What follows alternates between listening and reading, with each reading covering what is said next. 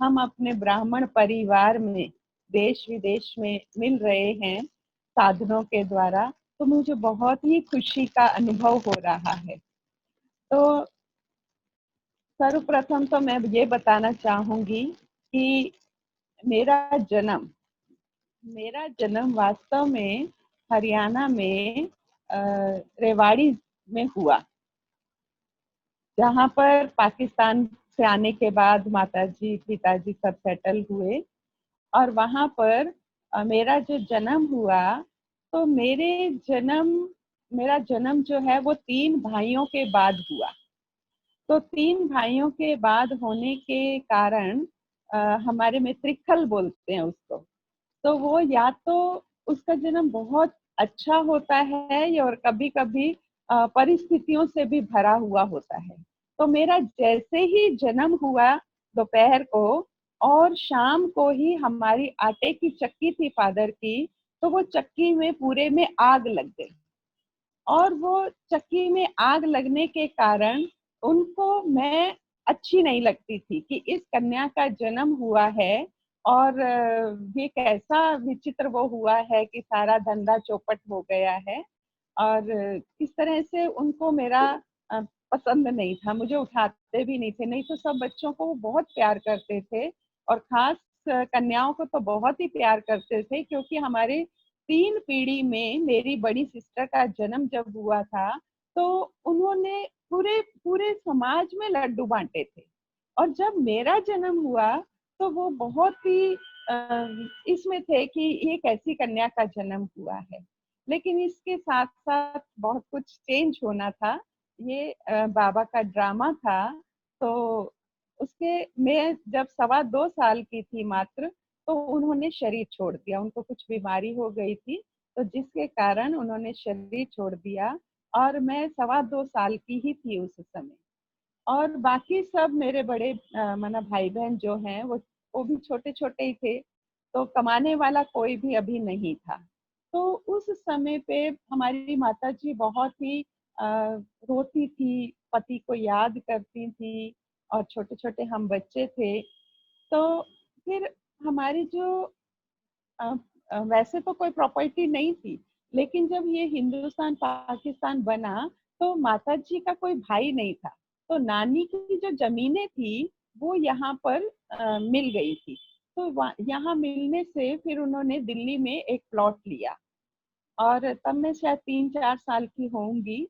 और उन्होंने 4 साल की होने के बाद ही उन्होंने यहाँ दिल्ली में मकान लेकर के यहाँ पर शिफ्ट कर लिया। अब जो मकान था, उस मकान में 2 कमरे बने हुए थे, और छोटी सी एक किचन बनी हुई थी, और 2 दुकानें बाहर की साइड बनी हुई थी, बीच में गेट था।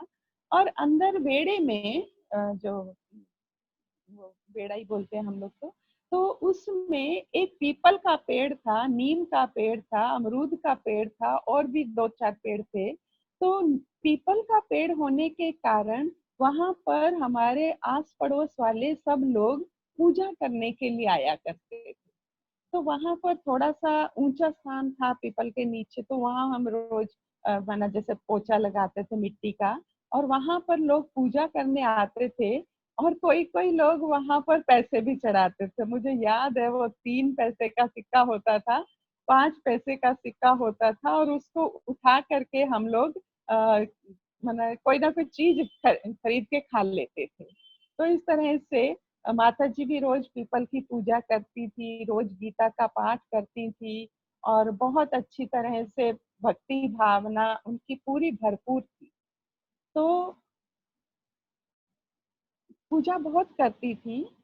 इन द मीन वाइल, जो उनकी कजन्स थी, माना उनकी बुआ की लड़कियां, जो हमारी रजनी बहन है जापान वाली, उनकी मदर, उनकी मौसी, और एक हमारी संतोष बहन की दादी, जो हमारी रशिया वाली संतोष बहन है, उनकी दादी।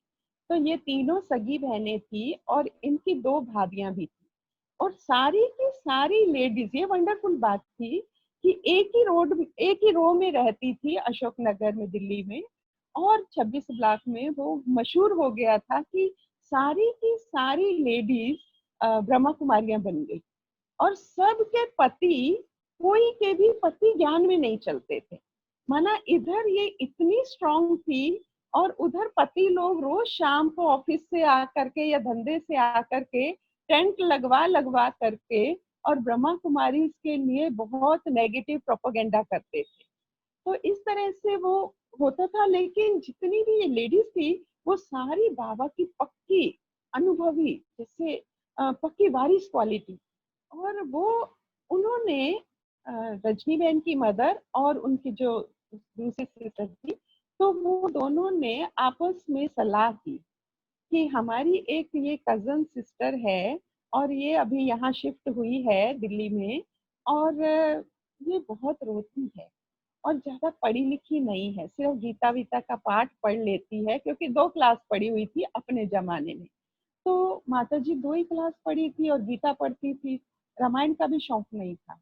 तो उन्होंने ये सोचा कि बाबा रोज हमें कहता है कि आप सबको ज्ञान दो, चाहे पढ़े लिखे हैं अनपढ़ हैं, हमारा उससे क्या है, हम तो बाबा का परिचय दे। तो दोनों बहनों ने सलाह की और वो हमारे घर में आई, जो कि 10-15 मिनट की दूरी पे, पैदल की दूरी पे था। तो वो हमारे घर पे आई और उन्होंने आकर के माता जी को बाबा का संदेश दिया, परिचय दिया कि भगवान आया हुआ है, बहन तू अभी तक भक्ति कर रही है, भक्ति का फल देने आया है भगवान, तू चल हमारे साथ। तो उन्होंने कहा ठीक है चलेंगे। तो अगले दिन वो आ गई टाइम पे और माता जी को लेकर के सेंटर पर रजौरी गार्डन चली गई। तब सेंटर पुराना होता था, अगर आपको याद हो तो F11। हाँ, उसके बाद एक और शिफ्ट हुआ था D7, अभी तो राजयोग भवन है रजौरी गार्डन में, लेकिन उस समय F11 किराए पे सिंगल स्टोरी का वो कोठी थी। और मुझे जहाँ तक थोड़ा थोड़ा धुंधला धुंधला याद है कि मम्मा भी वहाँ आई, बाबा भी वहाँ आए, थोड़ा थोड़ा धुंधला याद है। तो मैं बहुत छोटी थी उस समय। तो वो उनको वहां पर सेंटर पर लेकर के गई और वहां पर ऑलराउंडर दादी थी और सुदेश दीदी थी, जो वर्तमान समय जर्मनी में है। तो उन्होंने सुदेश दीदी से बात की, दीदी आज हम अपनी इस बहन को लाए हैं और ये बहन ना हमारी रोती बहुत है। क्यों रोती है? इसके छोटे छोटे बच्चे हैं, कमाने वाला कोई नहीं है और मेहनत मजदूरी करती है, बच्चों की पालना करती है और बहुत रोती है अपने पति को याद कर। तो जैसे ही उन्होंने कहा कि बहुत रोती है पति को याद करके, तो वो दीदी कुर्सी पे जैसे बैठी थी और कुर्सी के नीचे अ, फर्श पे ही माना जो गद्दे बिछे होते हैं अपने सेंटर पे, तो वहां पर माता जी को बिठाया और उनको कहा, उनका ना सिर गोदी में रखा अपने, हाँ, जैसे नीचे कोई बैठे हैं और दीदी कुर्सी पे बैठी, तो उनका सिर गोदी में रखा और उनके सिर पे जैसे हाथ फेरा और कहा कि अरे तुम्हारा पति ने शरीर छोड़ा है इसीलिए तुम रोती, अरे तुम्हारा तो पतियों का पति मेरे पास है। तो माता जी बस उस दिन जैसे उन्होंने सिर गोदी में रखा सुदेश दीदी ने, और वैसे ही माता जी बताती है कि मेरा रोना जो है बिल्कुल खत्म हो गया। उस दिन के बाद कभी भी ना तो मुझे उनकी याद आई और ना ही मैंने कभी उनके लिए रोया। पता नहीं ऐसी क्या गोद थी उनकी, जो मेरा रोना एकदम से खत्म हो गया, छूट गया। तो उसके बाद तो फिर जाने लगी, कोर्स किया और कोर्स करते करते अभी थोड़े ही दिन हुए थे, महीना डेढ़ ही हुआ था क्लास करते हुए, और इतने में पता चला कि साकार बाबा अ, आने वाले हैं दिल्ली में। तो दिल्ली में मेजर की कोठी पर वहां पर आएंगे बाबा, तो हम सब चलेंगे। तो ये बहनें कहने लगी हम जाएंगे तो तुम भी चलो हमारे साथ। तो माता जी ने कहा चलो, भगवान आया हुआ है, भगवान का रथ आया हुआ है, तो चलते। तो ले गए इनको। तो बाबा ने ज्ञान सुनाया, मुरली सुनाई, जो भी है। और उसके बाद जो है, जैसे अपना पुराने भाई बहन होते हैं तो वो दृष्टि लेते हैं, टोली लेते हैं, और साकार बाबा तो गोद भी देते थे। तो उन्होंने ये सारा सीन देखा कि सब लोग दृष्टि ले रहे हैं, सब लोग बाबा की गोद में जा रहे हैं, सिर रख रहे हैं। और जब ये सारा कुछ सीन देखा तो माता जी तो अभी नई नई थी ज्ञान में, इतना वो नहीं था। तो उनको एकदम से संशय हो गया कि ये तो पुरुष है, ये इसकी गोदी में सिर रखना तो ठीक नहीं है, ये दृष्टि लेना ये तो ठीक बात नहीं है। तो ये कोई भगवान थोड़ी होता है, भगवान तो श्री कृष्ण होता है, तो गीता में तो श्री कृष्ण के लिए कहा गया है। तो ऐसे करते वो सारा इसी उधेड़ बुन में ही उस प्रोग्राम से हो करके शाम को वापस आई। जब वापस आई तो एकदम आने के बाद उनको एकदम लूज मोशन, एकदम सीवियर डायरिया हो गया। तो बार बार टॉयलेट जा रही थी। तो एकदम से जैसे पानी बॉडी का थोड़ा कम हो गया हो, तो ऐसे वो सिचुएशन होने लगी। तो इधर फिर हमारी सिस्टर जो शादीशुदा थी उस समय, क्योंकि हमारे फादर उसकी शादी कर गए थे 13-14 साल की उम्र में। तो वो उनके घर में हमारे भाई को भेजा, वो थोड़ा पास ही रहते थे, 4-5 किलोमीटर की दूरी पे। तो उसको साइकिल से भेजा कि तुम जाओ और बहन को बुला लाओ। और हमारा एक कजन जो है वो हिंदूराव हॉस्पिटल में थे स्टोर में, तो कहा कि वहाँ हिंदूराव लेके चलेंगे तो बहन को तू ले आ।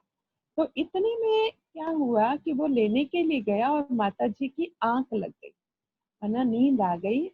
और नींद में क्या देखा कि वही ब्रह्मा बाबा जिसके अभी मिल के आए थे दोपहर को, वही ब्रह्मा बाबा तकिए के पास आकर के बैठा है और सिर पर हाथ फेर करके कहता है, बच्ची तुझे निश्चय नहीं हुआ? तू ही तो पढ़ती है गीता में कि बूढ़े ब्राह्मण के तन में आकर कंचन महल कियो। तो वो बूढ़ा ब्राह्मण कौन है? वो यही बूढ़ा ब्राह्मण है, यही ब्रह्मा बाबा है, जिसके द्वारा शिव बाबा जो है वो कंचन महल अर्थात सत्यों की दुनिया लाने वाला है। और जिस श्री कृष्ण की तुम इतनी भक्ति करती हो, पूजा करती हो, गीता पढ़ती हो, उसका ही तो फल देने आया है तुम्हें। तो बस इतने में आंख खुली और बीमारी सब खत्म, कोई हॉस्पिटल नहीं जाना, कोई कुछ नहीं। और बाबा ने ये भी कहा, देख बच्ची तुझे निश्चय नहीं हुआ ना, इसीलिए तू कष्ट पा रही है, कष्ट भोग रही है, तू तो निश्चय बुद्धि है। तो ऐसे कहते बाबा बस जैसे चले गए और इनकी आंख खुली और बस ये उठ करके ठीक हो गए। कोई डायरिया नहीं, कोई लूज मोशन नहीं, कोई हॉस्पिटल नहीं, कोई बीमारी नहीं, बिल्कुल एकदम से ठीक होकर के बैठ गई। तो उस वो दिन माता जी के जीवन का निश्चय बुद्धि का। तो माता जी उस दिन के बाद से इतनी निश्चय बुद्धि हो गई, इतनी निश्चय बुद्धि हो गई कि 3-3 बार भी वो सेंटर पर जाती थी, जबकि हमारे घर से सेंटर लगभग 3-4 किलोमीटर की दूरी पे है अभी भी। तो वो रोजाना मना बाहर का काम भी करती थी, मेहनत मजदूरी भी करती थी। और मजदूरी की भी बात कहूँ तो एक दिन वो मेहनत करते करते ना अंदर ही अंदर बाबा से कहते, तब तक बाबा की बच्ची पक्की बन गई थी, और कहते बाबा ये मैं मेहनत कब तक करूंगी, ये मेरी मेहनत कब तक चलेगी। तो जैसे ही और उन्हीं दिनों ही माता जी को कुछ और जमीनों के पैसे मिले थे, तो उन्होंने हमारे बीच वाले भाई को दुकान जो थी घर में ही, उसमें दुकान खोल के सामान डलवा करके दे दिया। तो जैसे ही घर में आई तो वो भाई बोलता है, माँ या तो तुम काम करोगी आज से या तो मैं काम करूँ। बस वो जैसे बाबा सुन रहा था। और उस दिन के बाद से माता जी की मेहनत मजदूरी का वो काम जो है बिल्कुल खत्म हो गया। और बाबा ने सचमुच में कैसे सुनी, और फिर हमारी दुकान का ही काम चलता था। हुआ। लेकिन माता जी की लगन जो थी वो बहुत तीव्र लगन थी। मतलब बाबा की ऐसी पक्की बच्ची कि सुबह एक दिन तो क्या कहें कि 4 बजे से पहले ही रजौरी गार्डन जाकर के पैदल ही खड़ी हो गई। मतलब कितने 2:30 बजे उठी, पता नहीं कितने 2 बजे उठी, तैयार हुई और फिर पैदल पौना घंटा लगता था, पैदल में 1 घंटा भी लगता था। वो पैदल जा करके, और सुदेश दीदी थी तो उन्होंने कहा कि क्या हुआ माता, आज की घड़ी नहीं देखी क्या, अभी तो अमृत वेला भी नहीं हुआ है और आप आकर के भी खड़े हो गए हो द्वार पे। तो इस तरह से उनकी लगन जो थी वो बड़ी तीव्र थी। और उसी दुकान से वो कहती थी ये दुकान बाबा की है, तो बाबा की दुकान अंदर से, हमारा उस दुकान से दरवाजा था घर में, तो भाई बहन सब हम सोए हुए होते थे और वो अंदर चुपके से एक थैला लेकर के जाती थी, और जो चीज उसको सामने मिलती थी, दाल मिली, चावल मिले, कभी नहाने का साबुन मिला, कभी जो भी चीज होती थी उस थैले में भर करके ले जाती थी। कभी भी खाली हाथ बाबा के घर नहीं जाना है। तो दुकान मना, वो बाबा की दुकान है और उसी दुकान में ही आगे चल करके बरकत भी होती रही, आगे बढ़ते रहे। तो इस तरह से मना माता जी का जीवन था, और हम बहुत छोटे थे तो हमको समय प्रति समय लेके जाती, सैटरडे संडे कभी वहाँ छोड़ भी देती थी, और कभी कभी सुबह लेके गई, कोई फंक्शन होता था, प्रकाश मणि दादी आती थी, बड़ी दादी आती थी, कोई भी आते थे तो हमको जरूर साथ ले जाती, क्योंकि मैं बहुत छोटी थी। तो घर में बाकी भाई लोग थे तो मेरे को साथ ही रखती थी, तो ले जाया करती थी।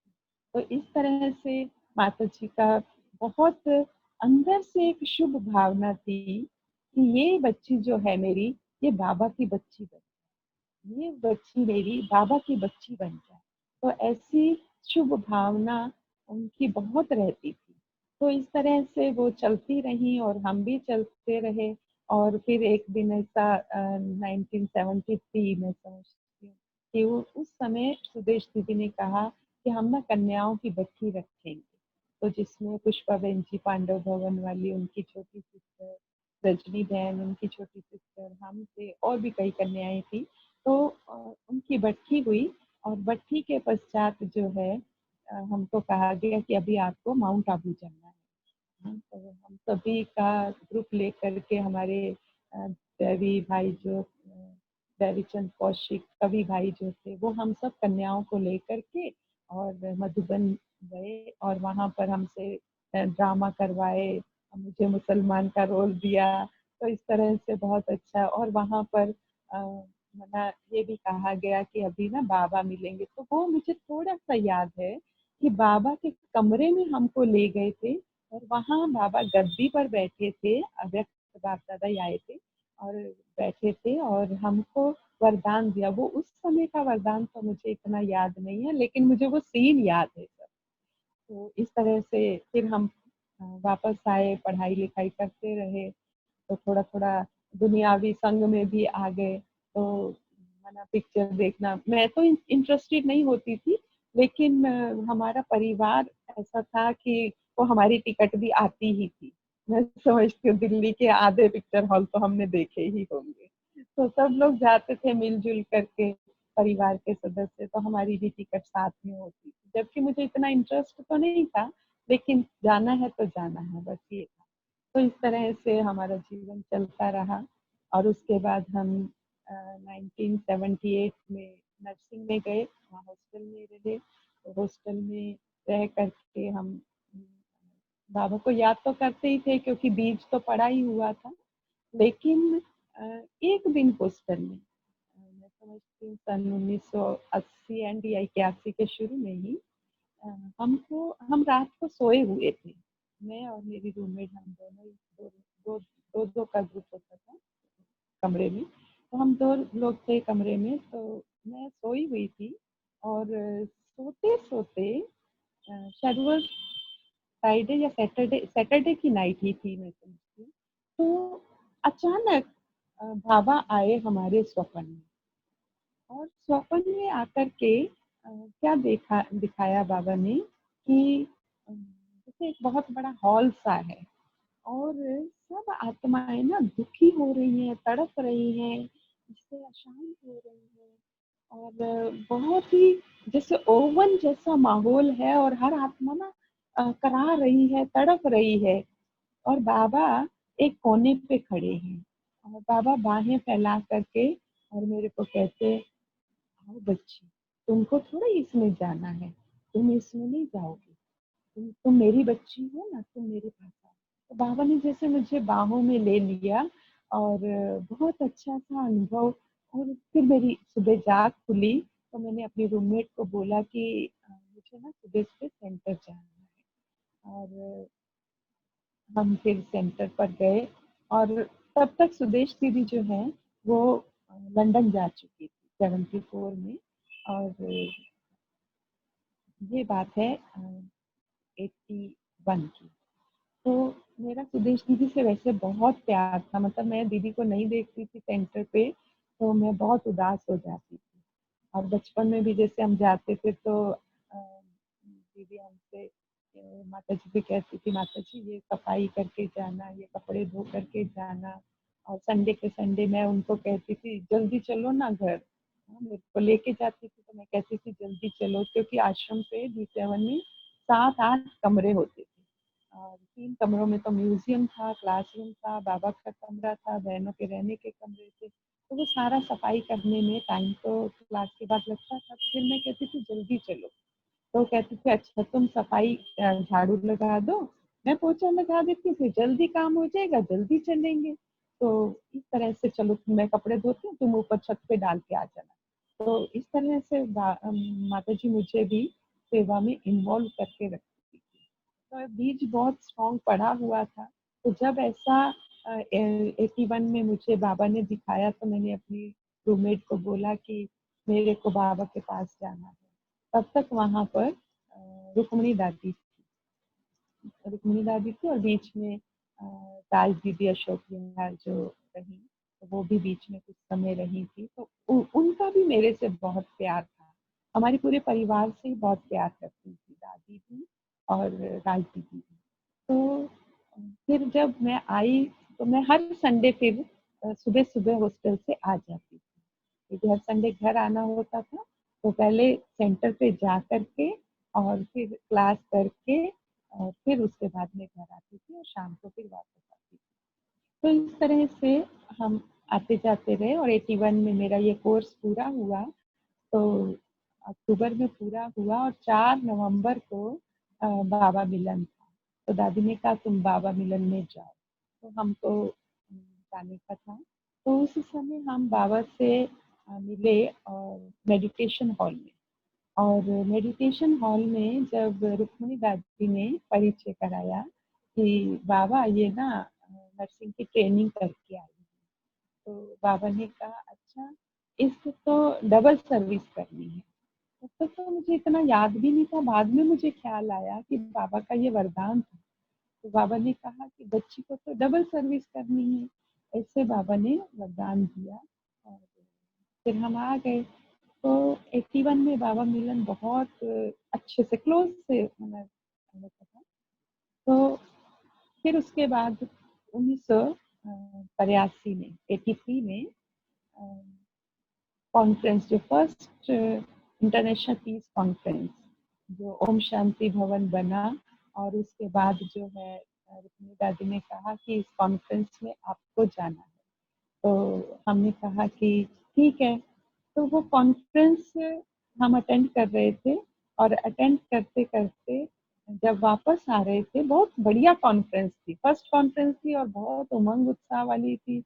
और बहुत अच्छे से कल्चरल प्रोग्राम और स्टेज प्रोग्राम, बहुत बढ़िया बढ़िया स्पीकर्स और इंटरनेशनल स्पीकर्स आए थे सब। तो सब कुछ बहुत अच्छा था। तो जब हम वहाँ से वापस आ रहे थे तो हमारे रजौरी गार्डन के एक भाई, तो वो जब हम ट्रेन में बैठे तो उन्होंने हमसे पूछा कि बहन जी आपको ये कॉन्फ्रेंस कैसी लगी। तो मैंने कहा कि कॉन्फ्रेंस तो बहुत अच्छी लगी, लेकिन जो मजा मुझे बाबा मिलन में आया था और जो बाबा के वो एहसास हुए थे मुझे उस समय, वो कॉन्फ्रेंस में वो मजा नहीं है। भले सब कुछ बहुत अच्छा था, कल्चरल इतना अच्छा, कॉन्फ्रेंस इतनी अच्छी, सब कुछ बहुत अच्छा था, लेकिन वो वाली फीलिंग मैंने कहा वो नहीं है। मेरे को कुछ अनुभव नहीं हुआ इसमें। बेसिकली ये था कि मैंने कहा मुझे कोई अनुभव नहीं हुआ।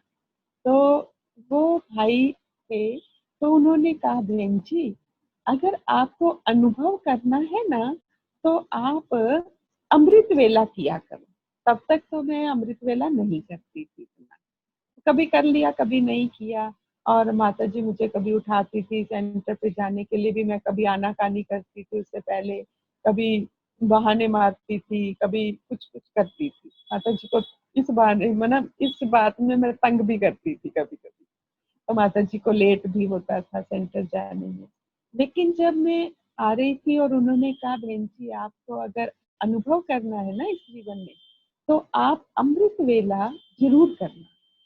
तो उनकी ये बात मेरे पता नहीं मन में गांठ बांध ली मैंने। तो उस दिन के बाद से मैं अमृत वेला आकर के करने लगी घर में। तो अब क्या हुआ कि माता जी हमेशा 4 बजे उठती थी, पौने 4 उठती थी।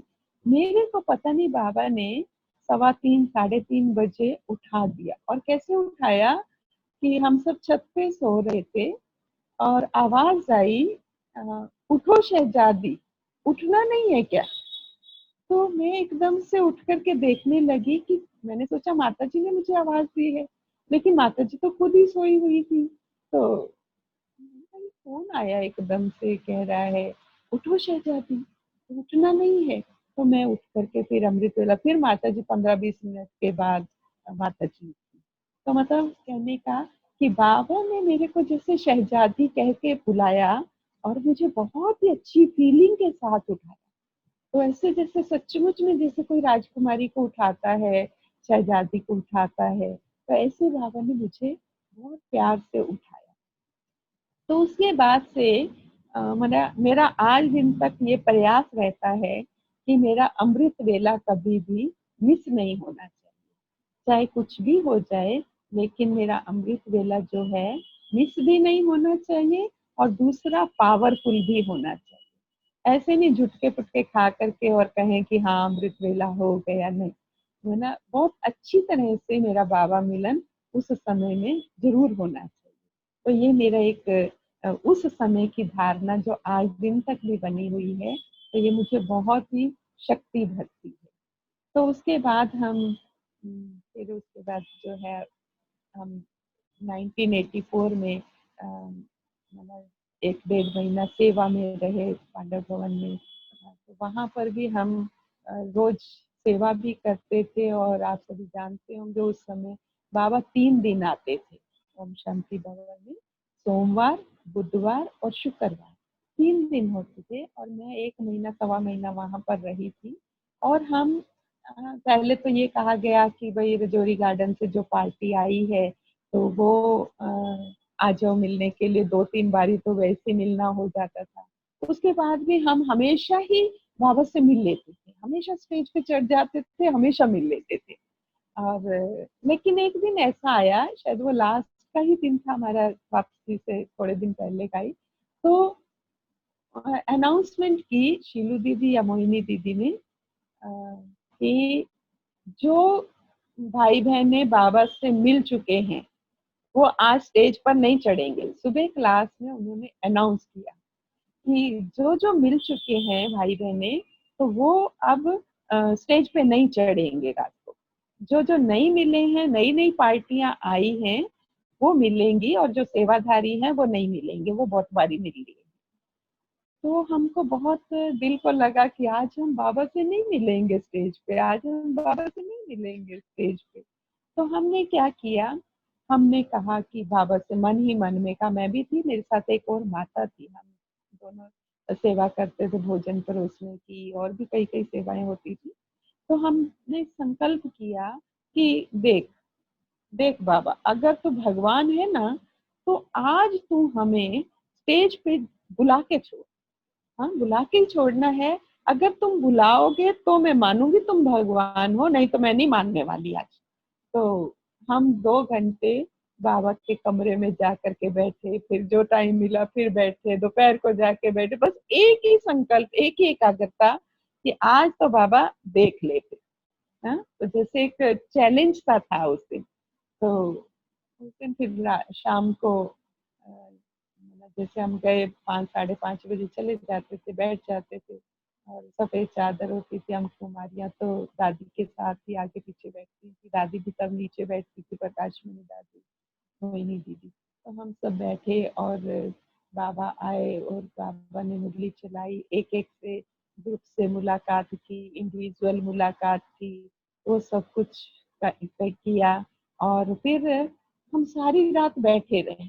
हमने कहा हम हिलेंगे नहीं, अगर हम हिल गए और बाबा ने उसी समय ही बुला लिया फिर तो हम झूठे हो जाएंगे कि मैंने तो बुलाया था और तुम ही लोग नहीं थे। तो हम ना वहां से पूरी रात हिले नहीं, वैसे भी नहीं हिलते थे। तो उस रात तो हमारा खास अटेंशन था। तो जब सुबह का टाइम 3:30 पौने 4 बजे, पौने 4 का टाइम होगा मैं समझती हूँ, जब सारे ग्रुप्स मिल लिए, सबसे बाबा मिल लिए, तब बाबा ने माइक में बोला कि जो जो सेवाधारी बैठे हैं, क्योंकि सब सेवाधारी तो चले गए थे सोने के लिए, क्योंकि उन्होंने कहा आज तो मिलना नहीं है, आज हमारा टर्न नहीं है, तो आज तो पार्टियों का टर्न है, तो ज्यादातर सब चले गए थे सेवाधारी सोने के लिए, और हम तो बैठे हुए थे। तो पौने 4 बजे के करीब बाबा ने कहा कि जो भी सेवाधारी बैठे हैं तो वो आ जाओ। तो बाबा ने सामने से बुलाया, और फिर हम 4-5 ही थे उस समय। तो फिर बाबा के पास गए और मिले, और हर एक बारी में बाबा कैसे वरदान देते हैं। कभी बाबा ने कहा, बच्ची स्वराज्य अधिकारी आत्मा। कभी बाबा ने कहा कि बच्ची सदा आगे बढ़ रही हो, बढ़ती रहोगी और औरों को भी बढ़ाती रहोगी। एक बारी बाबा ने कहा, सदा संतुष्ट मणि हो, सदा संतुष्ट रहोगी और सबको भी संतुष्ट करोगी। और बाबा ने एक वरदान जो कहा, वो कहा कि सदा उड़ती कला वाली आत्मा हो, उड़ती रहोगी और औरों को भी उड़ाती रहोगी।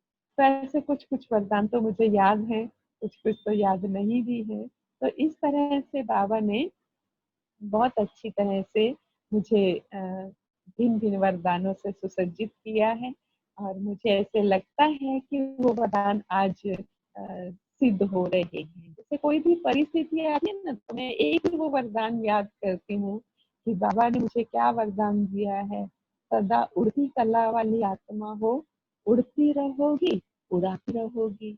तो ये तो जो बातें हैं, जो परिस्थितियां हैं, जो ये सब कुछ है, ये तो नीचे की है ना। मैं तो उड़ती कला, तो उड़ने में तो ये छोटी मोटी बातें आती ही नहीं है। तो इस तरह से मेरे को वो वरदान जो है बहुत ही अ, हिम्मत दिलाता है, बहुत परिस्थितियों को पार करने में सहज हो जाता है।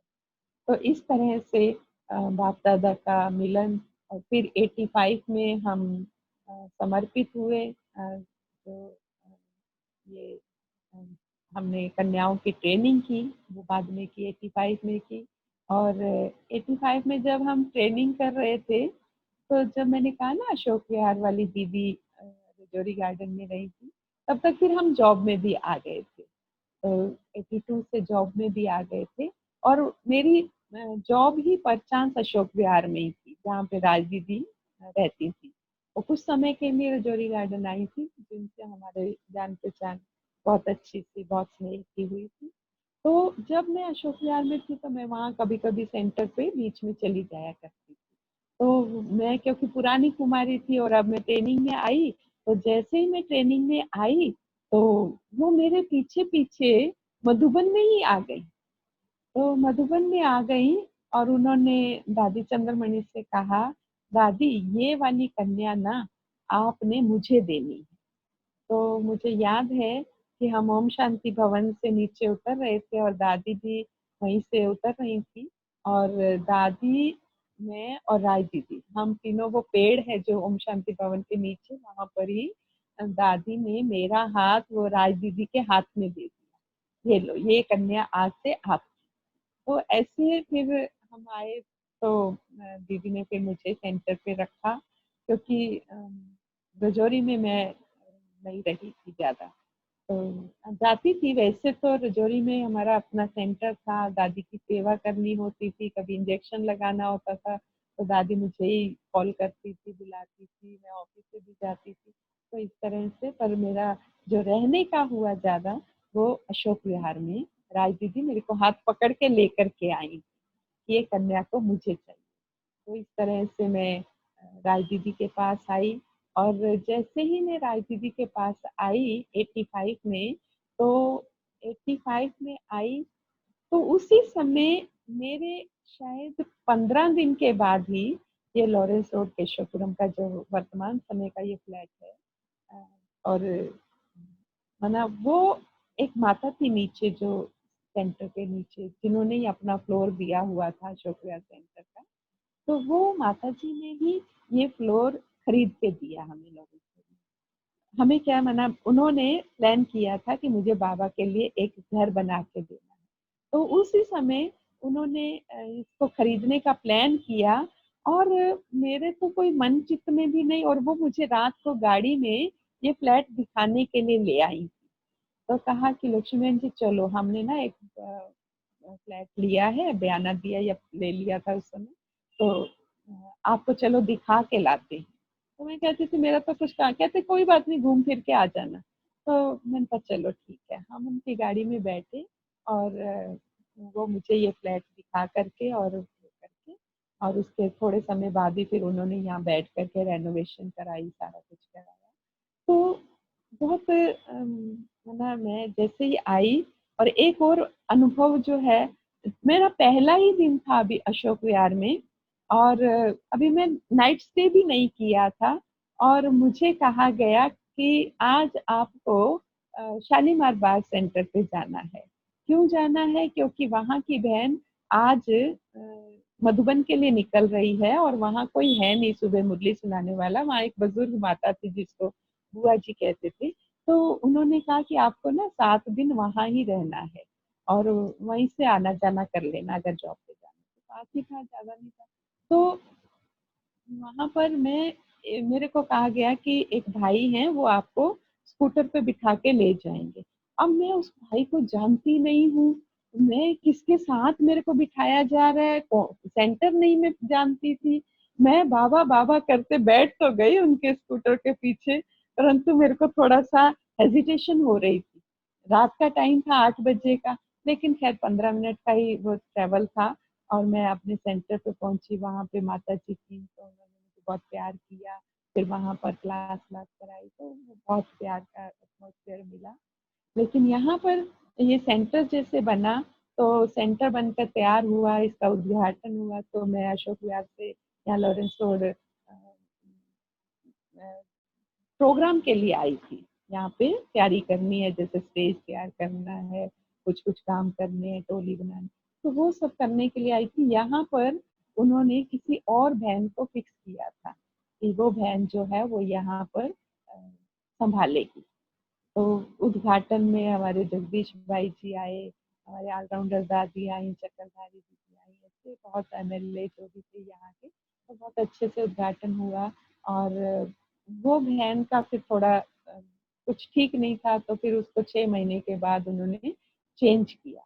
फिर दूसरी एक बहन आई, तो उन्होंने यहाँ पे संभाला, लेकिन कुछ कुछ प्रॉब्लम हुई होगी, मुझे नहीं इतना मालूम है, लेकिन उसको भी उन्होंने, तो फिर तीसरी कन्या मैं थी।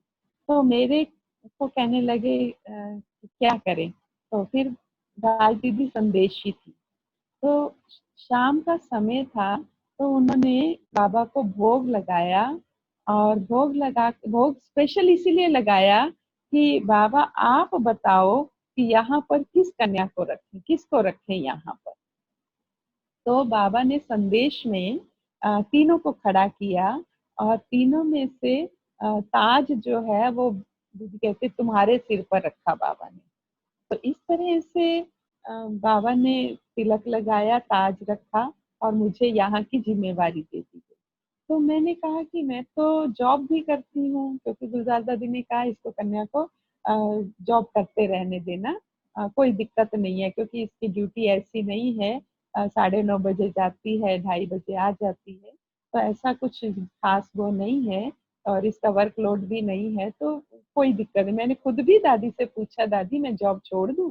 तो दादी कहते कोई तकलीफ नहीं है तो क्यों छोड़ती हो। ऐसे ही 2-3 बारी मैंने पूछा, तो दादी ने कभी मुझे सिग्नल नहीं दिया कि आप जॉब छोड़ दो। तो इस तरह से जॉब भी चलती रही, और मैंने कहा मैं तो जॉब करती हूँ, मैं कैसे वहाँ संभालूंगी। तो कहा कि नहीं, आपको ही संभालना है। तो उस दिन से फिर यहाँ पर हमको यहाँ भेजा गया, और यहाँ पर हमको जिम्मेवारी के साथ, तो जब यहाँ पे हमको सेंटर इंचार्ज बनाया गया, और रजौरी गार्डन की जो हमारी सखियां थी, वो तो दादी तो इंचार्ज वो थी, बाकी सखियां छोटी थी, भले वो हमसे बड़ी भी थी थोड़ी सी। तो जब हमको यहाँ लॉरेंस रोड में इंचार्ज बनाया गया, और जब कभी मीटिंग होती थी, कुछ भी होता था, तो वो हमको जाना ही होता था। तो उन बहनों को कभी कभी तकलीफ होती थी कि ये हमारे सेंटर की कन्या और ये मीटिंग में जाती है और हम तो उनसे बड़े हैं। तो फिर दादी ने कहा कि अभी देखो जो जिम्मेवारी है, अगर होगा तो आगे हम ये नियम बनाएंगे कि जो भी जॉब करने वाली कन्या होगी तो उसको नहीं, अभी तो हमने बना दिया। तो इस तरह से बाबा ने शुरू से मुझे यहाँ पर रखा और बाबा अपने आप सेवाएं कराता रहता है। तो उसके बाद जैसे ये जो सेंटर बनाया था, लिया था, तो जो मैंने कहा जैसे नीचे वाली माता जी थी, बिमला माता जी, तो उनका एक टारगेट था कि हमने दिल्ली डेवलपमेंट अथॉरिटी में एक एप्लीकेशन भरी हुई है। तो वहां से जब हमें लैंड अलॉट होगी, लैंड, तो हम वो लैंड अलॉट के साथ हम इस फ्लैट को बेच देंगे लॉरेंस रोड वाले को, और तब हम वो लैंड ले सकेंगे। तो हमने कहा ठीक है, लेकिन जब भी यहाँ के भाई बहनों को कहते थे तो वो रोने जैसे हो जाते थे कि या तो हमें बाबा का भोजन नहीं मिलता, अब मिला है तो अब आप ये कहते हो ये सेंटर बिक जाएगा। तो पर बाबा जैसे हर एक की दिल की बात जानता है, सेंटर कभी बेचने की बात ही नहीं हुई थी। तो कहने का भाव है कि उसके बाद हमको भी ये लगता था कि अगर ये बिक जाएगा तो थोड़ा सा। तो फिर इन द मीनवाइल क्या हुआ कि हमारी एक सिस्टर का मकान था जो बनाया हुआ था, थोड़ा सा कच्चा पक्का, 100 सवा 100 गज का था। तो वो हमको हमारे लौकिक वाले दिखाने के लिए ले गए थे। वो तो इन्वेस्टमेंट पर्पज से उन्होंने लिया था, लेकिन उन हमने कहा चलो जब तक खाली है तो आप गीता पाठशाला खोल दो। तो उन्होंने कहा ठीक है, हालांकि उसमें भी एक दो बातें हुई, लेकिन उन्होंने कहा ठीक है। तो उस समय फिर जब ये खोलने की बात आई तो वहां रहने के लिए जो हमारी माता जी, क्योंकि तब तक अपनी गृहस्थी से बिल्कुल निवृत्त हो चुके थे, सब बच्चों की शादियां हो चुकी थी, मैं भी सेंटर पे आ चुकी थी, और हमारी जो एक जो जो उनको ज्ञान में लाई थी, रजनी बहन की सगी मौसी, हमारी कजन मौसी, तो वो उनको बहुत दिल थी कि बहन हम ना अभी सेंटर पे रहे, हमारा बुढ़ापा अच्छा कट जाएगा, हम चलते हैं। तो वो जो स्थान था, तो वो दो माताओं ने बड़ी अच्छी तरह से संभाला। सारा साफ सफाई करना सेंटर, और इतने में माता जी ने कोर्स कराना भी सीख लिया। मुरली मुरली तो उन्होंने पढ़नी सीख ली थी, मुरली उनको पढ़नी नहीं आती थी, लेकिन मुरली की भी उनकी एक स्टोरी है, क्योंकि सुदेश दीदी जब मुरली सुनाती थी तो इतनी अच्छी लगती थी, आज भी इतनी अच्छी लगती है। और जब वो मुरली घर पे लाती थी तो उनको समझ नहीं, तो वो हमारी सिस्टर के घर लेकर के गई, तुम मुझे ये मुरली सुनाओ। तो वो हमारी सिस्टर भी ज्यादा पढ़ी लिखी नहीं थी, 5-6 क्लास ही थी, तो उसको भी तोड़ तोड़ के शब्द आ रहे थे, तो कहती है तेरे को मुरली नहीं सुनानी आती, दे मेरे को मैं। तो वो बहुत रोई कि बाबा तुम इस धरती पे आए हो और मैं तुम्हारी मुरली नहीं पढ़ सकती हूँ, तो मैं मुरली कब पढ़ना सीख। तो बाबा से ऐसे कहते कहते रोना शुरू हुआ, और रोते रोते वो आंसू जो है मुरली पे टपके, और मुरली पढ़ने बैठी तो मुरली पढ़ना आ गया। ये वंडरफुल था। तो गीता तो पढ़ती थी लेकिन इतना ज्यादा नहीं होता, लेकिन मुरली पढ़ना आ गया। बाद में तो लास्ट में तो वो मुरली सुनाए बगैर किसी को जाने नहीं देती, सारा दिन भी उनको कहो ना मुरली सुनाए कभी नहीं थकती थी। वो कहती नहीं, भगवान की मुरली में कभी नहीं थकूंगी। और उसका नियम था कि कम से कम एक बारी तो मुझे जरूर जरूर मुरली सुनानी है, और मुरली सुनने के बाद एक बारी जरूर मुरली पढ़नी है। घर में भी वो लाती थी, तो दोपहर को 11 बजे जैसे काम पूरा हो गया, 3 बजे अपने थोड़ा बहुत नींद की नहीं की, रेस्ट किया, तो वो मुरली जरूर पढ़ती थी।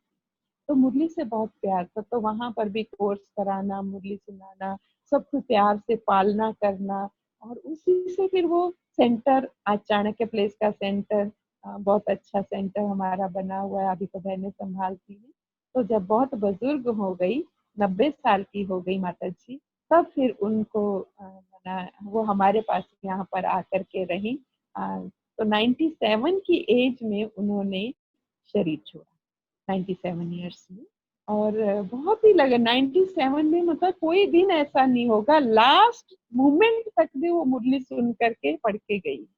और वो सुनाती थी, मैंने सीढ़ी भी नीचे ऊपर का फ्लैट है ये, तो सीढ़ी भी उतर आती थी, इतनी एज में भी सब हैरान भी होते थे और सबको प्यार से अपनापन देना, पालना करना, हाँ, सबकी सुख दुख को सुनना, ये उनकी बड़ी विशेषता थी।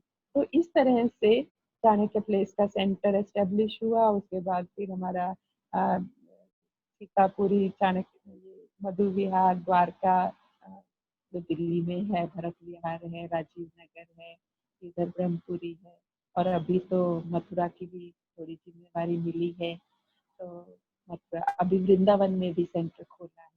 अभी 3 महीने 4 महीने ही हुए हैं, वहाँ पर भी एक सेंटर बनाया है, क्योंकि वृंदावन भक्ति का गढ़ है, तो इतना उसमें वो है।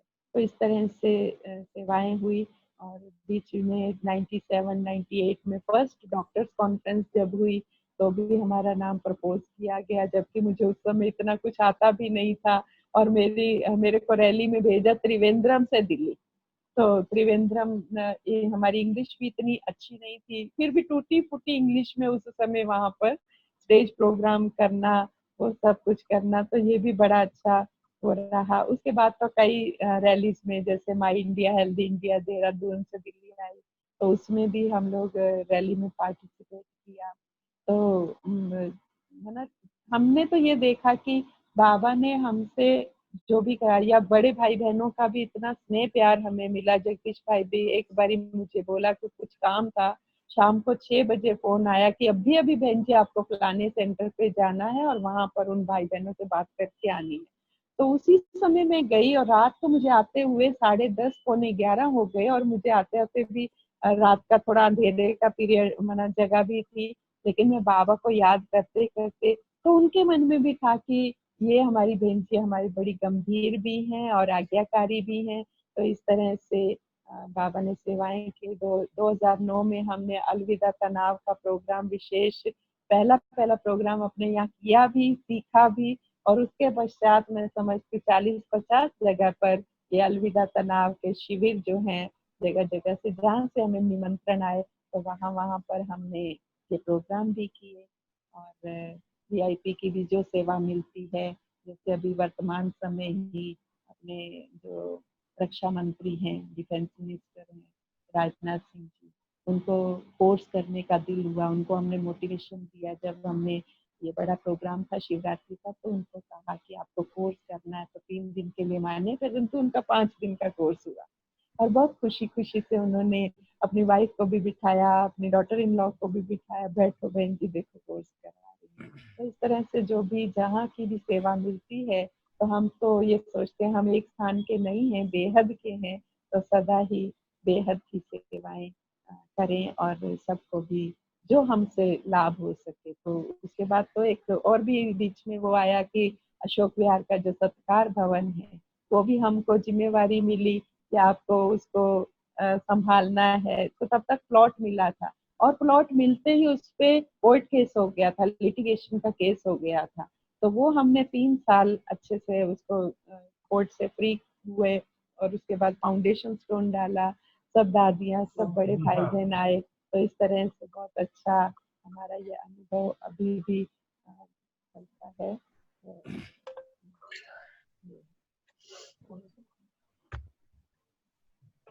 ओम शांति। ओम शांति। माता जी का और आपका दोनों का वंडरफुल पाठ जी हम सबने सुना। और डॉक्टर कहाँ साहब, पहले आपको तो मैं मीटिंग में हमेशा मिलती रही हूँ, मेडिकल विंग की मीटिंग में शुरू में। आप हाँ, शायद नहीं मुझे पहचान, मैं आपको पहचानती हूँ। अच्छा। हाँ और जी, ये हाँ आप जो रैली की बात बता रहे हैं ना, उस टाइम जी, भारत के कोने कोने से रैली निकली हाँ दिल्ली जी, में। तो हाँ जी, दिल्ली में, हाँ जी, बम्बई से दिल्ली, और जयंत भाई बम्बई से दिल्ली, दिल्ली की रैली में फिर श्रीनगर से दिल्ली। हाँ जी। और उसी टाइम ये शक्ति नगर में कश्मीर उसका में उसी समापन टाइम हुआ ये, था। हाँ, और उसी टाइम ये जो वहाँ प्रोग्राम चल रहा था श्रीनगर में, तभी ये हाँ धमाल जी, वगैरह तभी से शुरू हुई थी श्रीनगर में। हाँ जी, हाँ जी, श्रीनगर में हम लोग गए थे जी, और सब और सब साथ में जगह थे। से दिल्ली गई थी, जो आपने बताया ना रैली जो है। हाँ जी, हाँ जी, हाँ। बहुत अच्छा। हम तो ये एक तो आपका तो बहुत सुना, आपका परिचय भी हुआ। वैसे तो है ही बाबा के बच्चे, लेकिन कभी फिर गुजरात के उसमें भी आओ। मिनेश भाई जरूर बराबर जरूर। है? जी जी हाँ। मिनेश बिल्कुल भाई, जी, हाँ। बिल्कुल बिल्कुल। वैसे वैसे मैं बड़ौदा में निरंजना बहन के पास आई हूँ, नवसारी में भी आई हूँ। ये जो अच्छा रैली अच्छा थी, रैली में आई थी, और एडमिनिस्ट्रेशन का भी एक प्रोग्राम था, उसमें भी आई थी, उसकी भी रैली में आई थी। मैं गुजरात अच्छा काफी आई हूँ वैसे। फिर मैं अच्छा। आऊंगी, आपके पास नहीं आई हूँ, आपके पास जरूर आऊंगी।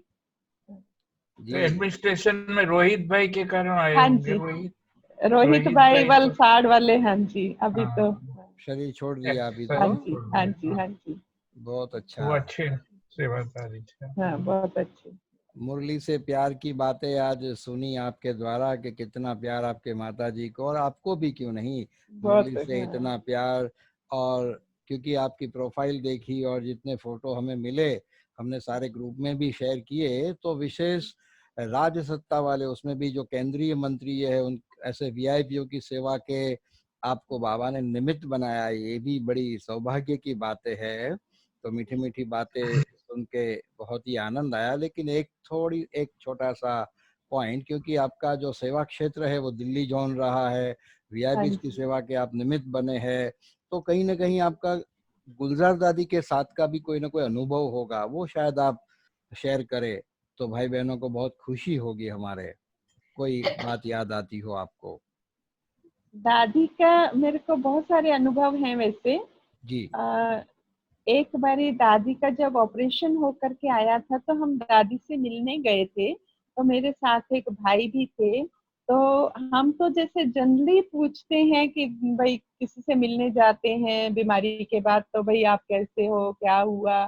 लेकिन मैंने वो देखा कि दादी ये बोलने का मौका ही नहीं देती थी कि क्या हुआ क्या नहीं हुआ। मतलब दादी ने हम एक पेशेंट को मिलने जा रहे हैं, जैसे पेशेंट ठीक होके आया है तो उसको मिलने देखने जा रहे हैं, जी लेकिन दादी ने हमारी 10 मिनट की क्लास कराई खुशी के ऊपर। खुशी की खुराक है, खुशी की खुराक खाते रहो। मतलब इतनी अच्छी क्लास, मैं वो भूल नहीं सकती। कि वैसे जनरली तो हम किसी को पूछने जाते हैं तो वो अपनी बीमारी का, कैसे बीमारी आई, कैसे ये हुआ, कैसे डायग्नोज हुआ, कैसे ये ऑपरेशन हुआ, वो बातें ज्यादातर करते हैं। जी लेकिन दादी हमेशा खुशी की बात, हाँ, वो हमको खुशी। और एक बारी हम दादी को राखी बांधने गए, तो जैसे दादी है तो उनको हमने लिफाफा दिया, तो मुझे कहती है, लक्ष्मी तुम क्यों लिफाफा दे रही हो, तुम तो साक्षात लक्ष्मी हो। तो मना जैसे वो एक वरदान सा हो गया कि जैसे सचमुच में दादी ने मुझे जैसे धन का भी वरदान दे दिया। ऐसे जैसे वो दिन, मना वो भी एक बहुत ही सुंदर क्षण था कि ये तुम तो साक्षात लक्ष्मी हो, जी ऐसे। और दादी ना कभी मीटिंग में भी हम जैसे दिल्ली जोन की मीटिंग होती थी, तो बहुत अच्छी तरह से हमारी पालना।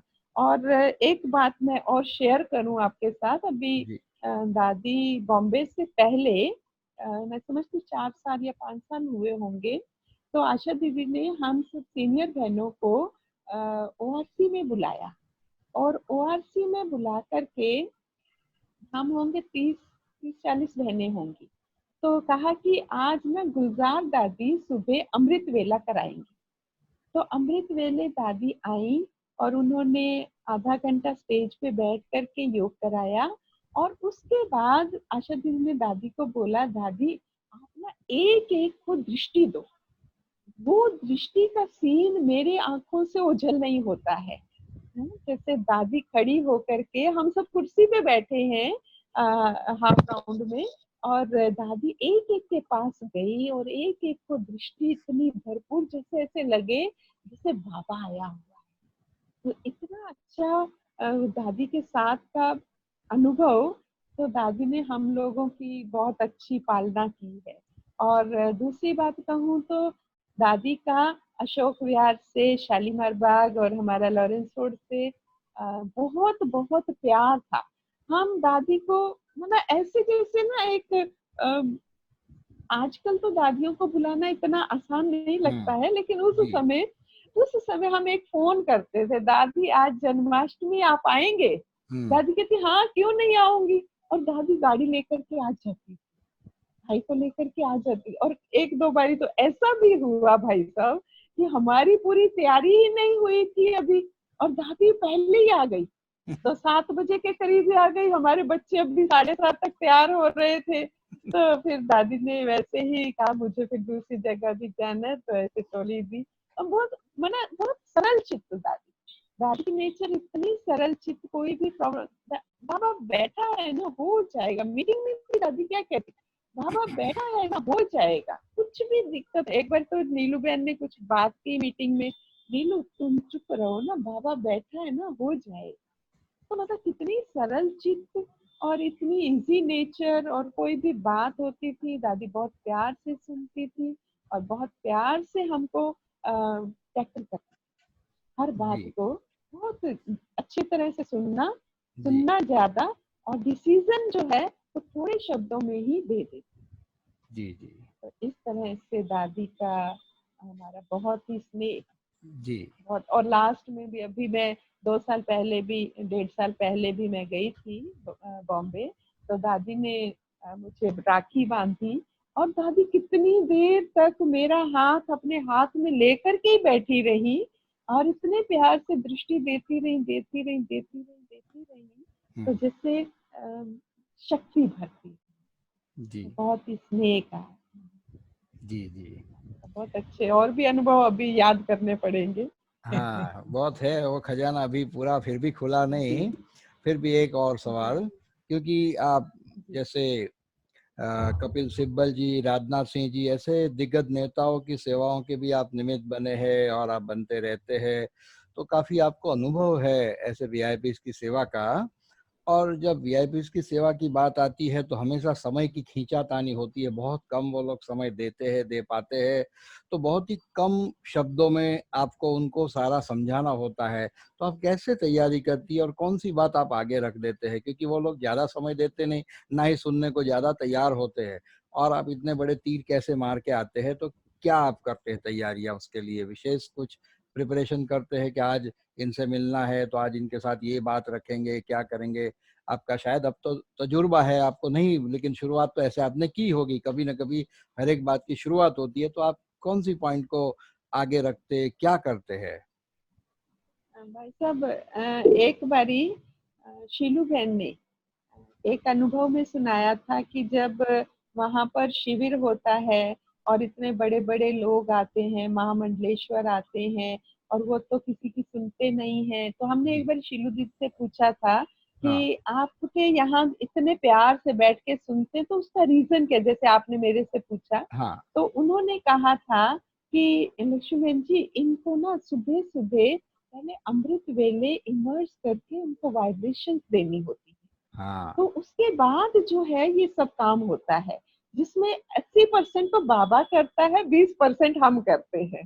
जी। तो वो बात मेरे दिल में, जहन में बैठी हुई है कि जब भी कभी कोई ऐसी बात हो, तो सबसे पहले उन्हें अमृत वेला, क्योंकि उस समय सारी लाइनें क्लियर है ना, तो हुँ। उस समय हमें उनको वाइब्रेशंस देनी है। तो जब तक वो वाइब्रेशंस नहीं देंगे, तो हमारा काम सक्सेसफुल थोड़े टाइम में नहीं हो पाएगा। तो इसीलिए उनको उसी समय पावरफुल वाइब्रेशंस देनी है, और उसके बाद जब हम जाते हैं तो हमें उसका रिस्पॉन्स अच्छे से मिल जाता है। और जी। जिस दिन अमृत वेला नहीं हुआ, नहीं मना नहीं उनको वाइब्रेट किया, तो वो हमें सुबह ही समझ आ जाते हैं कि आज थोड़ा डिले होने वाला है। तो वो अमृत वेले से ही हमें सारा फ़ोल्डर पता चल जाता है। तो हुँ। ये अमृत वेले का, जैसे मैंने कहा ना आपको, शुरू से मुझे उस दिन भाई साहब ने कहा, तो हुँ। वो शुरू से मेरा ये रहा। तो इस तरह से सेवाओं में भी जहाँ भी जाना है, पहले उनको अमृत वेले वाइब्रेट करके जाना है, वाइब्रेशन देके जाते हैं, तो किसी भी काम में हम जाते हैं। अभी पीछे एक राखी का प्रोग्राम था शास्त्री भवन में, मिनिस्ट्री में, तो मेरे को कहा गया कि आपको जाना है। तो मैंने कहा ठीक है, तो हम एक ट्रॉली का डिब्बा, जिसमें मतलब 80-90 पीस थे, और उन्होंने प्रोग्राम दिया था कि 30-35 लोग होंगे उस प्रोग्राम में।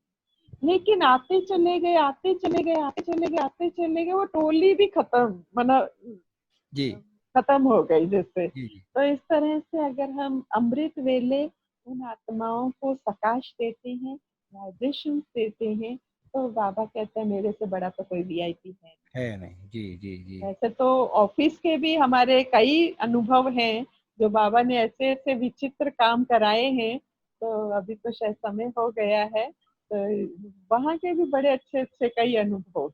एक अनुभव फिर भी सुना सकते हैं, एक आध अनुभव।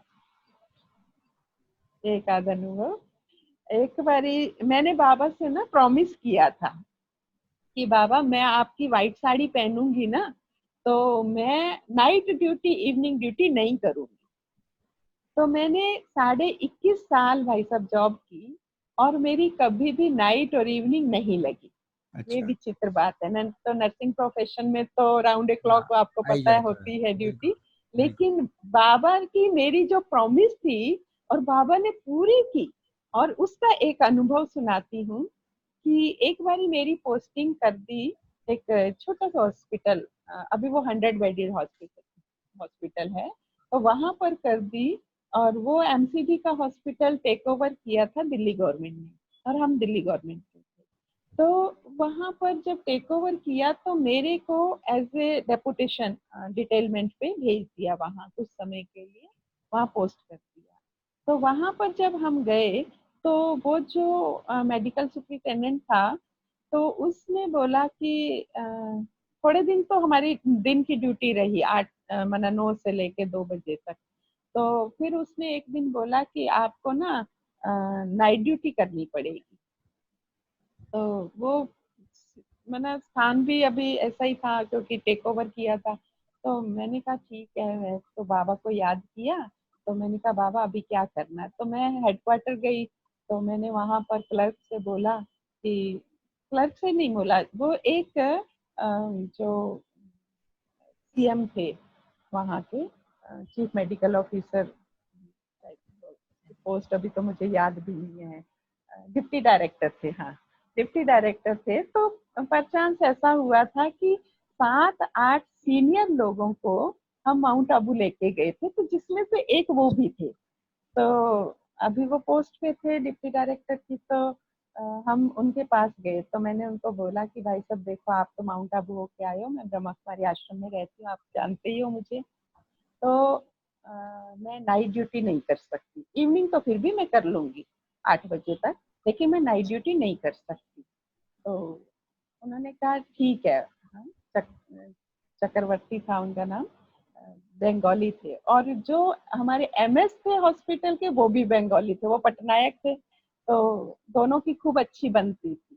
तो शायद उन्होंने कह दिया होगा कि आप किसी की नहीं करना अभी ट्रांसफर या कुछ, पता नहीं मुझे। तो वो बात तो मेरी अच्छे से सुनी उन्होंने, लेकिन उन्होंने कहा कि बहन जी मैं ना आपकी पोस्टिंग 1 हफ्ते बाद कर दूंगा, अभी आप 1 हफ्ता बस वहां कर लो जॉब। तो मैंने कहा वो तो नाइट ड्यूटी के लिए कह रहे हैं। तो वो कहते थोड़ा सा बहन जी 1 हफ्ता कर लो, कोई बात नहीं। उन्होंने मुझे कह करके भेज दिया। तो जैसे ही उनके कमरे से मैं बाहर आई, तो बाहर आते ही क्लर्क मिला मुझे, जो हमारा डीलिंग क्लर्क था। तो क्लर्क मिला, तो पता नहीं, मैं उसको नहीं जानती, वो मुझे नहीं जानता, और वो नया नया ही अभी वहां आया था क्योंकि हमारा हेडक्वार्टर तो जाना जल्दी होता नहीं था। तो वो एकदम से आया, मैं जैसे ही बाहर निकली और वो मुझे मिला, तो कहते बहन जी क्या बात है। तो मैंने कहा मैं ऐसे ऐसे मिलने गई थी, तो ट्रांसफर के लिए मैंने बोला है। तो वो कह रहे हैं कि 1 हफ्ते के बाद करूंगा मैं आपकी पोस्ट। तो बोलते हैं बहन जी आप कल ना 1 बजे आ जाना, कल आप 1 बजे आ जाना, और आप ऑर्डर ले जाना। तो मैंने कहा कि तुम कैसे करोगे, बाबा कैसे कराता, जबकि मैं उसे जानती नहीं पहचानती नहीं। जी जी। तो बोलता है कि आप कल बस 1 बजे आ जाना। तो कहता है वो काम मेरा है, वो काम मेरा है। तो मैंने कहा कि ठीक है। मैं अगले दिन गई 1-1:30 बजे, तो ऑर्डर उसने मेरे हाथ में पकड़ा दिए। तो मैंने कहा तुमने ये काम कैसे किया। बोलता है कि उन्होंने फाइल पे नाम थोड़ी देखना है, मैंने टैग लगा के देना है, उन्होंने साइन करने हैं। मैंने आपका केस पुटअप कर दिया था और उन्होंने साइन करके दे दिए, ये लो अपने ऑर्डर ले जाओ। अब मैं ऑर्डर लेकर के और वापस आई। मैं उस दिन थी, फ्राइडे का दिन था, तो मैं जैसे ही वापस आई तो ये MS पटनायक जी 3 बजे हेडक्वार्टर चले गए और ये वहां चले गए। तो अब मैं ऑर्डर दे नहीं सकती थी और उन्होंने मेरी सैटरडे नाइट लगा रखी थी ड्यूटी। तो जब फिर फ्राइडे तो मिलना हो नहीं पाया, 4 बजे ऑफ हो जाता है। तो जैसे सैटरडे में गई तो पर चांस ऐसा हुआ, बाबा कैसा खेल खेलता है, पर चांस ऐसा हुआ कि उस दिन हम 2 ही लोग ड्यूटी पे पहुंचे थे, बाकी कोई स्टाफ वाले पहुंचे ही नहीं थे, सिस्टर्स नहीं थी, कोई भी नहीं थे उस दिन। तो कुछ प्रॉब्लम भी चल रही थी, तो कोई भी नहीं पहुंचे। तो एक सिस्टर जो थी वो साइन करके आई थी और मैं जैसे ही साइन करने के लिए गई अटेंडेंस के लिए, तो मुझे MS ने बोला कि आपको तो नाइट ड्यूटी में आना है, आप साइन नहीं करेंगे। तो मैंने कहा ठीक है। तो लेकिन जैसे ही मैं अपनी ड्यूटी रूम में आई तो मुझे वो सिस्टर मिली, तो वो बोलती है कि क्या हुआ। मैंने कहा वो कह रहे हैं कि आपको नाइट में आना है, आपको अभी साइन नहीं करने हैं। तो कह रही मैं जाती हूँ, कैसे नहीं साइन करने, मुझे मेरे बच्चे की पेरेंट टीचर मीटिंग है, मुझे 11 बजे हर हालत में निकलना है और आप तो वो अगर ज्वाइन नहीं करने देंगे तो हॉस्पिटल तो सारा खाली हो जाएगा, तो ऐसे कैसे होगा। तो वो छोटा ही हॉस्पिटल था, अभी उसको अभी 100 बेडेड बना है, पहले छोटा ही था। तो कहते कि ऐसे कैसे होगा, तो कोई भी सिस्टर नहीं रहेगी। तो मैंने कहा ये बात तुम जा करके MS को कहो, वो तो मेरे साइन नहीं ले रहा है। तो वो गई और उसने जा करके धड़ल्ले से बोला कि डॉक्टर साहब देखो, मैं तो चली जाऊंगी 11 बजे यहाँ से, और 11 हाफ डे होता है, तो 11 से 1 बजे तक आपके पास कोई स्टाफ सिस्टम नहीं रहेगी। तो उसने कहा तो आपको तो रुकना पड़ेगा। कहते क्यों रुकूंगी, मेरे तो बच्चे की पेरेंट्स मीटिंग है, मेरे को तो जाना ही पड़ेगा। तो कहते मेरे पास कोई सिस्टर नहीं है, स्टाफ नहीं है। तो उन्होंने कहा जो सिस्टर आई है आप उनको क्यों नहीं ज्वाइन करवा रहे हो, क्यों नहीं उसकी अटेंडेंस लगाने दे रहे हो। तो उसने कहा अच्छा ठीक है, उनको भेज दो। तो मैं जब गई तो मुझे कहा कि अच्छा साइन कर लो। तो मैंने कहा मैं साइन तब करूंगी जब आप मुझे 12:30 के अंदर अंदर रिलीविंग ऑर्डर देंगे, क्योंकि मेरे पास तो ट्रांसफर के ऑर्डर थे ही। उन्होंने रिलीविंग ऑर्डर देने थे मुझे। तो मैंने कहा मैं अब साइन तब करूंगी डॉक्टर साहब जब आप मुझे 12:30 बजे रिलीविंग ऑर्डर देंगे। अब वो बीच में फंस गए कि अगर मेरे को ज्वाइन नहीं करवाते हैं तो भी दिक्कत है, अगर करवाते हैं तो फिर उन्होंने कहा ठीक है मैं आपको रिलीविंग ऑर्डर अभी बनवा देता। तो कहने का भाव है कि फिर वो सिस्टर गई 11 बजे, मेरे को ज्वाइन करवाया और मेरे को 12:30 बजे सचमुच में ऑर्डर दिए। और मैं नाइट ड्यूटी बाबा ने नहीं करवानी, उन्होंने नहीं, लेकिन बाबा ने नहीं करवानी थी क्योंकि बाबा का प्रॉमिस था। तो इसीलिए मेरे जीवन में ये बहुत बड़ा ये था कि मेरे जो बाबा से प्रॉमिस था, तो बाबा ने मुझे कभी भी इवनिंग भी नहीं करवाई और नाइट भी नहीं। जो भी ड्यूटी की तो सुबह की और मैं अपना 2:30-3 बजे आ जाती। बहुत अच्छा। काम भी बहुत अच्छे से बाबा ने कराया और जहाँ भी जाती थी बहुत रिस्पेक्टफुली। हाँ, एक अनुभव और मैं थोड़ा सा शेयर करना चाहूंगी जी। ऐसे एक और हॉस्पिटल था, वो भी MCD से टेक ओवर हुआ था, कुमारपुर का। और वहां पर हमको भेजा तो वहां पर मतलब वो बहुत ही गंदा हुआ था हॉस्पिटल। इतना था कि चारों तरफ सांप ही घूमते थे और कभी कभी कमरों में भी आए, मतलब नो सफाई मेंटेन नहीं थी, कुछ नहीं। और वहां पे हमको भेजा, वो दिल्ली गवर्नमेंट को हुआ टेक ओवर। तो वहां पर जो MS थे, तो वहाँ कुछ हमें स्टाफ भी ज्यादा नहीं मिला था, वहाँ भी हम ऑन डेपुटेशन थे। तो वहां पर हमको जो MS थे तो वो कहते थे कि अच्छा आप ना ऑफिशियल वर्क जो है, आपकी हैंड राइटिंग भी अच्छी है तो आप ऑफिशियल वर्क मेरा कर दिया करो। तो हम वो करते थे। इन द मीनवाइल हमें दिल्ली गवर्नमेंट ने 1 लाख या 10 लाख कितने कार्ड दिए थे और सारे एम्प्लॉइज को DGHS के कार्ड बंटने थे। तो वो उन्होंने मेरे को ब्रह्मा कुमारी होने के नाते, फेथफुल होने के नाते, या जो भी समझ लो, तो वो सारे कार्ड की रिस्पॉन्सिबिलिटी मुझे दे दी। तो वहां पर कार्ड की रिस्पॉन्सिबिलिटी के साथ फिर मैंने उनसे थोड़ा सा वो भी कहा कि मेरे को 4 बजे के बजाय आप 2 बजे छुट्टी दे दो, मैं बीच में लंच ब्रेक, तो वो मेरा उन्होंने बहुत अच्छा सहयोग दिया। और फिर हम 2-3 महीने वहां पर रहे और उसके बाद हम वापस अपने स्थान पर आए। और पर उनसे बहुत अच्छा वो हो गया था। तो फिर उसके बाद क्या हुआ कि वो कहाँ चले गए, हम कहाँ चले गए, हमारा कोई कांटेक्ट नहीं था। तो हमारे जो मीडिया संभालते हैं, मीडिया विंग संभालते हैं, सुशांत भाई दिल्ली में हरिनगर में रहते हैं। तो एक दिन वो मेडिकल कॉन्फ्रेंस में निर्माण भवन में गए, तो ये वहाँ पे डायरेक्टर थे। तो उन्होंने उनसे पूछा, मैंने उनको निमंत्रण दिया। तो उनको फिर हमारी याद आई, वो उड़ीसा के थे। तो उन्होंने पूछा, अरे भाई हमारा वो लक्ष्मी था कहाँ है आजकल? तो उन्होंने कहा वहीं पे ही है, वो अपने लॉरेंस रोड केशवपुरम में ही है। तो उन्होंने कहा अच्छा बात करा दो मेरी, तो बहुत दिन हो गए हैं। तो उनसे बात की। तो फिर उनको एक नया हॉस्पिटल बना है जयप्रवेश चंद्र हॉस्पिटल। तो फिर उनकी ट्रांसफर वहां पर की एज ए मेडिकल सुपरिटेंडेंट। तो जब ये मेडिकल सुपरिटेंडेंट थे तो इनकी एक उदयपुर में कॉन्फ्रेंस थी।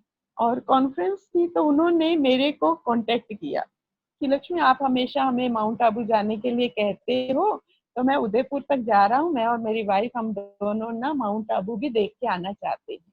तो यहाँ फिर हम रामश्लोक भाई से बात करके और उनके लिए वो लिया, रूम वगैरह लिया, और वहाँ एक भाई की ड्यूटी लगाई कि भाई इनको अच्छे से हॉस्पिटल भी सारा कैंपस घुमाना, सब कुछ करना। और अच्छे से वो उन्होंने पालना की। जब वो वहां से आए, ग्लोबल हॉस्पिटल देखा, इतना अच्छा है, ये सब कुछ है। तो वो जब आए तो वो हमको सेंटर पे थैंक्स देने के लिए आए। तो आपने बहुत अच्छा अरेंजमेंट करवा दिया। तो जब वो यहाँ पे थैंक्स देने के लिए आए तो हमने उनसे एक रिक्वेस्ट की। हमने कहा डॉक्टर साहब देखिए, आपकी रिटायरमेंट होने वाली है, 1-2 साल में होने वाली है, तो आप एक रिटायरमेंट से पहले एक अच्छा काम जरूर करके जाना। तो कहा, बोले क्या? तो मैंने कहा उस हॉस्पिटल में एक मेडिटेशन रूम जरूर बनाना है आप। तो उस समय कुछ लैब का काम चल रहा था, कुछ एडमिनिस्ट्रेशन ब्लॉक बनने, उसी में से उन्होंने कटौती करके और बहुत सुंदर हमको 3 कमरे भी और मेडिटेशन हॉल, टॉयलेट, बाथरूम बना करके दिया। तो अभी भी वो हमारा मेडिटेशन हॉल वहां पर चलता है और बहुत सुंदर। अभी वाले एमएस ने तो और भी अच्छा उसको रेनोवेट कर दिया है, कारपेटेड कर दिया है और स्टेज बना दी है। और समय प्रति समय वहाँ पे डॉक्टर्स के प्रोग्राम, नर्सेस के प्रोग्राम, बाकी स्टाफ के प्रोग्राम, और हर फेस्टिवल भी हम वहाँ पे ऑर्गेनाइज करते हैं और उनको इनवाइट करते हैं। और कभी कभी उनके कॉन्फ्रेंस हॉल में भी डॉक्टर्स के प्रोग्राम, दूसरे प्रोग्राम। तो इस तरह से ये बहुत अच्छा, ये हमारे जॉब की बदौलत ही समझो कि वहाँ पर ये मेडिटेशन रूम बना है और वहाँ हम समय प्रति समय काफी अच्छे प्रोग्राम, काफी अच्छे लेवल पे करते हैं। जी जी जी। ये हमारी बहुत जॉब की ही वो है। बहुत आपने दिल से, आपके खुशी खुशी से आपके अनुभव सुनाए, इसलिए आपका बहुत बहुत धन्यवाद। और आपके सेवा साथियों को भी हमारे सबकी ओर से धन्यवाद। और आज क्योंकि ये जो सभा है वो रेफरेंस हमें रशिया से संतोष दीदी ने दिया, तो संतोष दीदी का भी शुक्रिया। हम क्योंकि सभी संतोष बहन और हम इकट्ठे थे तो एक बारी जैसे उन्होंने बताया, कहीं पे निगाहें कहीं पे निशाना, तो बाबा मेरे से मिल रहे थे तो निशाना उस पे लग गया। तो वो इसीलिए, क्योंकि संतोष बहन के घर पे जो गीता पाठशाला चलती थी वो कभी नहीं आती थी। उनका ऊपर रेजिडेंस था और नीचे एक कमरे में गीता पाठशाला चलती थी। सुबह की क्लास रजनी बहन की मदर कराती थी, साकार मुरली की, और शाम की डेली की क्लास हम अव्यक्त मुरली की करते थे। और एवरी वेडनेसडे हम वहां पे बट्ठी करते थे और वो कभी नहीं आती थी। लेकिन अचानक का उसका पाठ खुला और बहुत अच्छा हमारा। जी जी जी। तो हम सभी बड़ौदा वासी भाई बहनों की ओर से उनको भी शुक्रिया, आपका भी शुक्रिया। और सब कुछ करके जिसने अपने आप को छुपाया उस शिव बाबा का भी दिलो जान से शुक्रिया, क्योंकि वही तो ये सारा खेल, ठीक है ना, गुप्त रीति से बिल्कुल। पता हम आपको एक दूसरों से मिलवाता है। क्योंकि मुझे ये संकल्प चल रहा है कई दिनों से, क्योंकि हमारा ये ईश्वरीय परिवार इतना बड़ा है कि एक एक को मिलना शायद अब नामुमकिन जैसा हो गया है। तो कल्याणकारी कोरोना की वजह से चाहे कोई भी सीमा पार है, 7 समुंदर पार, आज हर रोज एक दूसरे से हम मिलते हैं और नजदीक आते हैं और ये अनुभव की लेन देन करते हैं।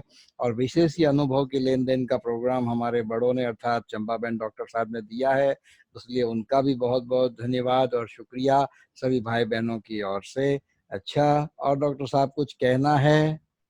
बस आप सभी का भी बहुत बहुत धन्यवाद, बहुत बहुत शुक्रिया जो आपने मुझे ये आज अपॉर्चुनिटी दी।